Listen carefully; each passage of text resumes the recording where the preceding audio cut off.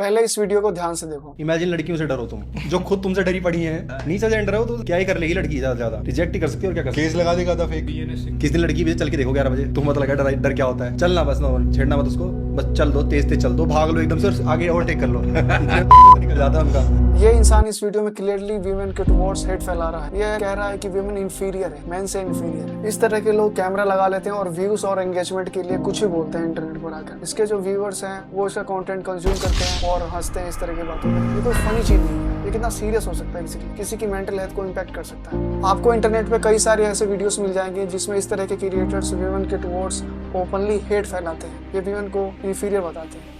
Girls को comparatively ज्यादा online harassment झेलना पड़ता है। एक लड़की ने इंस्टाग्राम पे एक फोटो पोस्ट की जिसपे नीचे कमेंट्स आने लगे कि अरे तो फैट लग रही है, अरे तूने तो इतना मेकअप किया, इतनी सुंदर तो तू है भी नहीं। रोज रोज के टॉन्ट से और अपने डीएम में अब्यूजिव मैसेज से वो लड़की परेशान हो जाती है और अपना सोशल मीडिया छोड़ देती है। 2019 में एक स्टडी कंडक्ट की गई थी, social media use and adolescent mental health. इस स्टडी में ये पाया गया कि टीनेज गर्ल्स ज्यादा वल्नरेबल है टुवर्ड्स मेंटल हेल्थ और उनको मेंटल हेल्थ इश्यूज हो रहे हैं ऑनलाइन हैरेसमेंट के कारण।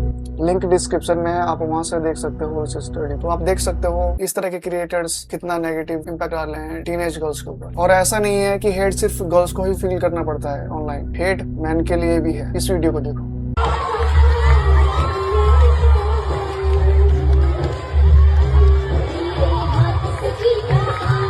इस वीडियो में कुछ लड़कियां एक ब्लू ड्रम की पूजा कर रही है। Let me give you the context. Actually ये मेरठ 2025 ब्लू ड्रम केस से रिलेटेड है। 2025 में मेरठ में एक ड्रग एडिक्ट लड़की ने किसी दूसरे आदमी के साथ मिलकर अपने ही पति की हत्या कर दी थी और उसका डेड बॉडी ब्लू ड्रम में छुपा दिया था। उसी केस की तरफ पॉइंट करते हुए ये लड़कियां ब्लू ड्रम की पूजा कर रही है और ऐसा दिखा रही है कि ये एक वुमेन एम्पावरमेंट है। और बाकी लोग, जैसे कि आप सुन सकते हो इस वीडियो में, शेयर भी कर रहे हैं इस चीज को। तो गलती किसकी है, मैन की या वीमेन की? घर के बाहर वायलेंट अटैक्स, होमिसाइड्स ये मैन के साथ ज्यादा होता है और घर के अंदर डोमेस्टिक वायलेंस, ऑफिस में assault ये वीमेन के साथ ज्यादा होता है। इस वीडियो को ध्यान से देखो। Patriarchy is the cause for climate change. It's men who have driven climate change. Mentality, I shouldn't say male mentality, no? It is. Okay, male mentality. इस वीडियो में ये मोहतरमा कह रही है कि क्लाइमेट चेंज मैन के कारण है, पैट्रियार्की के कारण। Climate change burning of coal, oil, industrialisation और डिफोरेस्टेशन के कारण होता है। और जब भी कोई ऑयल यूज होता है किसी व्हीकल में, इंडस्ट्री में, तो इसे दोनों ही यूज करते हैं, मैन वीमेन दोनों ही। तो ये कहना सरासर गलत है कि ये मैन की वजह से हो रहा है। जब गाड़ी चलती है, इसमें ट्रांसपोर्टेशन के लिए सभी को गाड़ी जरूरत होती है और इसे दोनों ही जेंडर यूज करते हैं। तो ये भी एक जेंडर पॉलिटिक्स का ही पार्ट है। कोई ये भी कह सकता है कि वॉर पैट्रियार्की के कारण होता है, क्योंकि वॉर में जितने भी टॉप लीडर्स इन्वॉल्व होते हैं वो मोस्टली मैन होते हैं। वॉर्स में एक्सप्लोजन्स होते हैं और जिसके कारण अर्थ का टेम्परेचर बढ़ता है, इसके वजह से क्लाइमेट चेंज हुआ है। तो ये भी सरासर गलत है, क्योंकि जब भी वॉर्स होते हैं ये एक कॉमन मोटो के लिए होता है, पूरी कंट्री को रिप्रेजेंट करता है वॉर। तो इसमें कोई किसी कंट्री में कोई एक जेंडर नहीं है सिर्फ। और मुझे नहीं लगता कि अगर टॉप लीडर्स सिर्फ फीमेल्स ही होती तो कभी वॉर्स नहीं होते। सिया गोयल अपने बॉयफ्रेंड के साथ मिलकर अपने होने वाले पति को पहाड़ से नीचे धक्का मार देती है और केतन अग्रवाल उसको कुछ भी पता नहीं होता, वो तो अपनी शादी की तैयारी में लगा होता है। तो क्राइम तो औरतें भी करती हैं। लेकिन आप हिस्टोरिकली देखो तो औरतों के साथ बहुत इनजस्टिस हुआ है, बहुत एक्सप्लॉयटेशन हुआ है। इंडिया में सती प्रथा था, जहाँ पर अगर किसी औरत का पति मर जाए तो उसे उसके पति की चिता के साथ ही उसे जिंदा जला देते थे। अगर आप हिस्टोरिकल रिकॉर्ड्स देखोगे तो वो ऐसा कहते हैं कि वो औरतें अपनी मर्जी से सती बनती थी, यानी कि अपने पति की चिता के साथ चलती थी। लेकिन ऐसा है नहीं। वो औरतें अगर ऐसा कह दे कि मैं नहीं जलना चाहती तो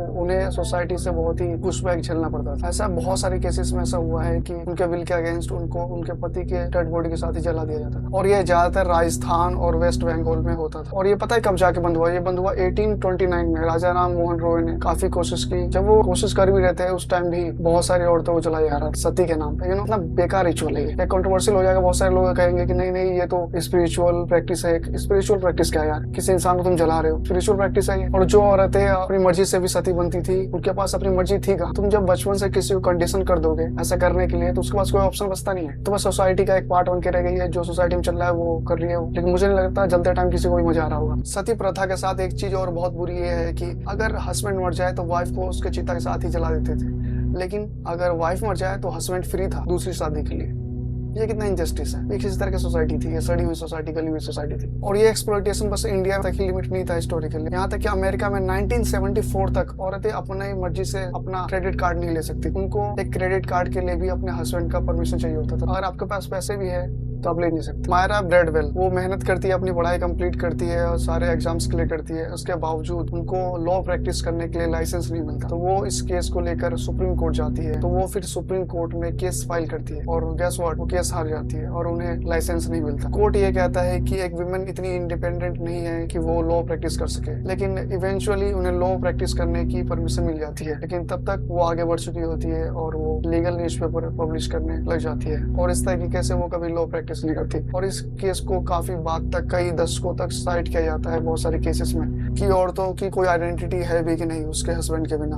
मैन और वीमेन दोनों की प्रॉब्लम्स अलग अलग तरह की है। मैन को यूजुअली इमोशनल सपोर्ट नहीं मिल पाता है। हर रोज 1450 से ज्यादा मैन सुसाइड कमिट करते हैं और ये नंबर पर ईयर 5,30,000 से ज्यादा है। अगर इसे औरतों के सुसाइड रेट्स से कंपेयर किया जाए तो ये 2 गुने से भी ज्यादा है। और प्रॉब्लम औरतों के साथ भी है, जैसे कि domestic violence, assaults, human trafficking, ये सभी चीजें औरतों के साथ ज्यादा होती है। तो ये क्वेश्चन पूछना है कि मैन गलत है या वीमेन गलत है, मैन वर्सेस वीमेन, ये जेंडर पॉलिटिक्स है और यार इसमें फायदा किसी का नहीं है। वो लोग सोशियोपैथ होते हैं जो किसी एक जेंडर को लेकर एकदम एक्सट्रीम हो जाते हैं, बोलते हैं ये जेंडर तो एग्जिस्ट ही नहीं करना चाहिए, मैन को तो होना ही नहीं चाहिए क्योंकि सारे क्राइम मैन कर रहे हैं और मैन के अगेंस्ट भी क्राइम कौन कर रहा है, मैन ही कर रहा है, इसलिए मैन को नहीं होना चाहिए। ये इस तरीके से देखना एकदम इलॉजिकल है। क्राइम जो कर रहा है वो क्रिमिनल है और क्राइम दोनों जेंडर के लोग करते हैं। ये आपके ऊपर छोड़ता हूँ मैं कि कौन सही है कौन गलत है।